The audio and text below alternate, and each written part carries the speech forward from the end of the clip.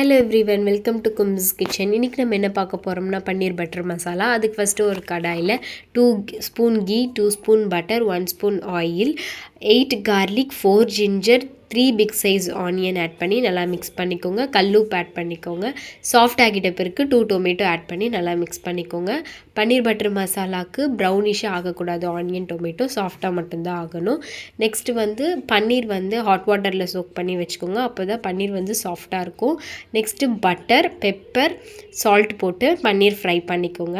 ஒரு பேனில் butter, key add பண்ணிவிட்டு நம்ம அரைச்சி வச்சுருந்த இந்த பேஸ்ட் ஆட் பண்ணி நல்லா மிக்ஸ் பண்ணிக்கோங்க. நான் 2 spoon chilli powder, 1 spoon garam masala, 2 spoon coriander powder, pepper, அப்புறமேட்டு டர்மரிக் ஆட் பண்ணிட்டேன். நெக்ஸ்ட்டு கொஞ்சம் கொதிச்சிட்ட பிறகு 1 ஸ்பூன் சுகர் ஆட் பண்ணிவிட்டு நம்ம ஃப்ரை பண்ணி வச்சுருந்த பன்னீர் ஆட் பண்ணிக்கோங்க. ஃப்ரெஷ் க்ரீம் ஆட் பண்ணிவிட்டு சர்வ் பண்ணிடுங்க. தேங்க்யூ.